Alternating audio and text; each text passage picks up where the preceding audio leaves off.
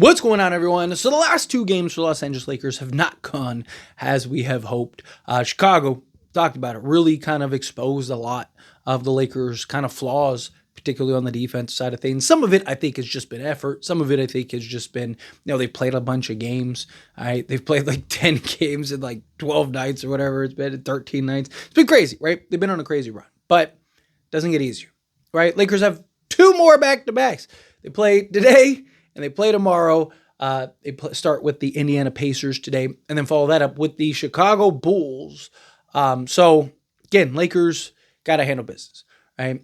Chicago, again, is a team that, they got whatever they wanted, however they wanted it.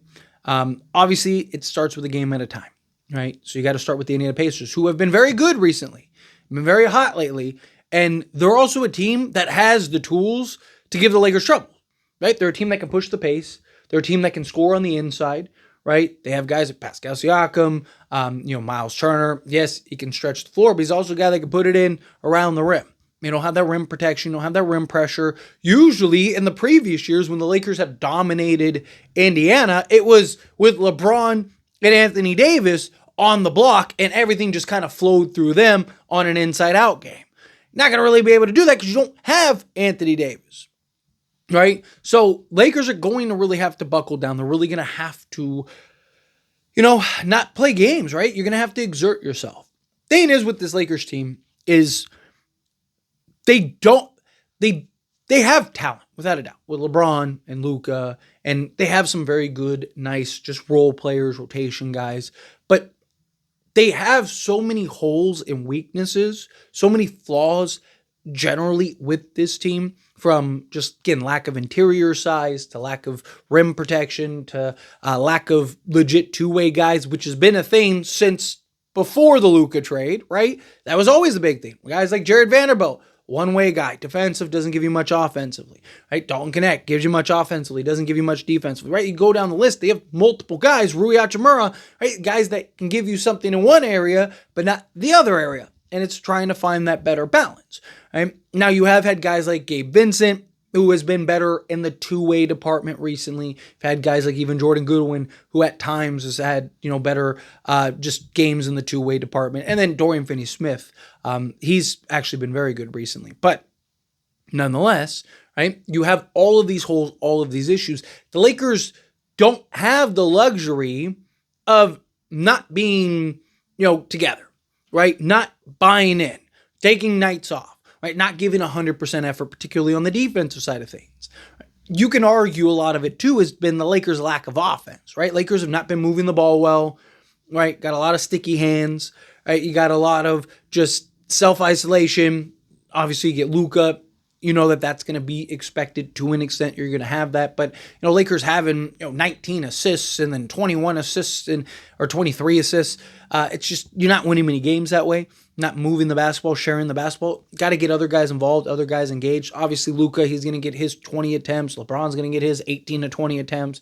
Reeves is going to get his 16 to 18 attempts. Right? But you need to get other guys looks. You need to give other guys opportunity, have other guys be engaged. Right?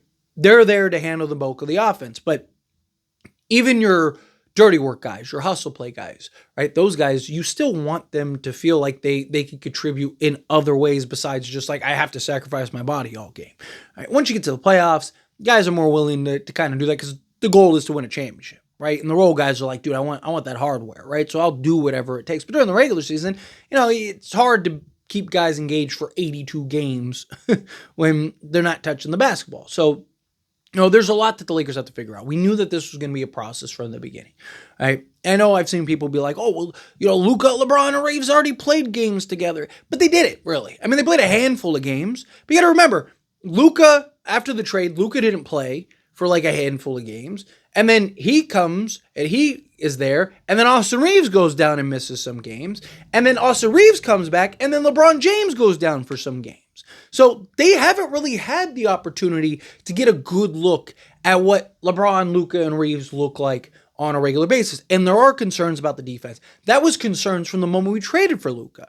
Right? One of the big things was, can Luka and Austin Reeves coexist in the backcourt, offensively and defensively? Right? Bigger defensively, right? Because you're going to have teams, and you've seen these young teams recently, target Austin Reeves and Luka. Possession after possession after possession after possession. Guess what teams are going to do? They're going to target Austin Reeves and they're going to target Luka. Now, how did Dallas make it work, right? Because Dallas had Kyrie and Luka.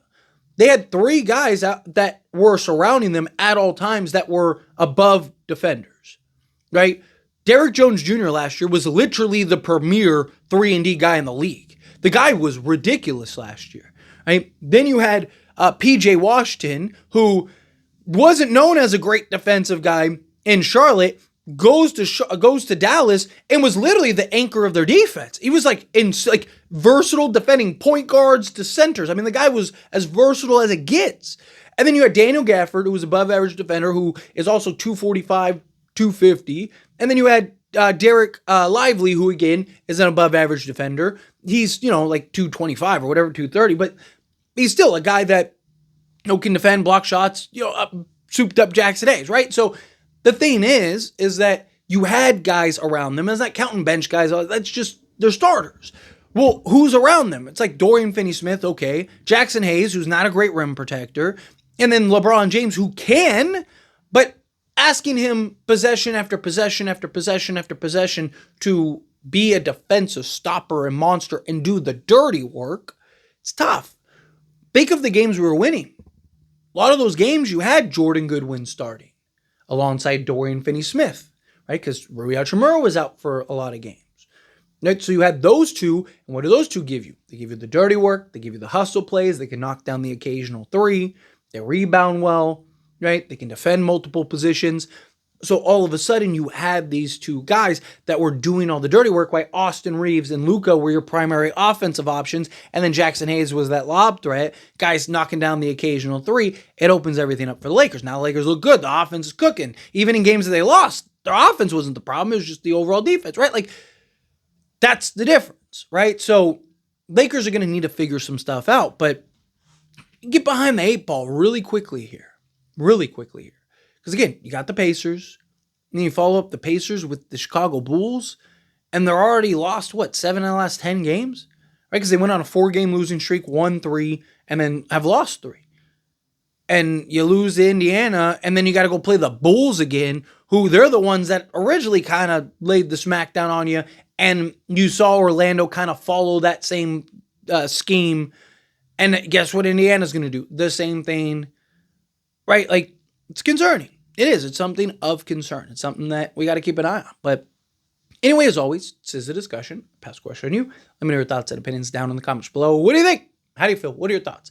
Do you agree? Do you disagree? Do you have the concerns? Do you think nah, it'll be all right. Lakers will be fine. However you feel, whatever your thoughts are. Either way, love to hear it. Let me know down in the comments below. That being said, if you haven't liked this video, hit that like button. Helps me a lot. So we enjoy these types of videos, and I truly appreciate it. Not subscribe channel, hit that subscribe button. Turn on the bell notifications. Appreciate y'all. See you in the next one.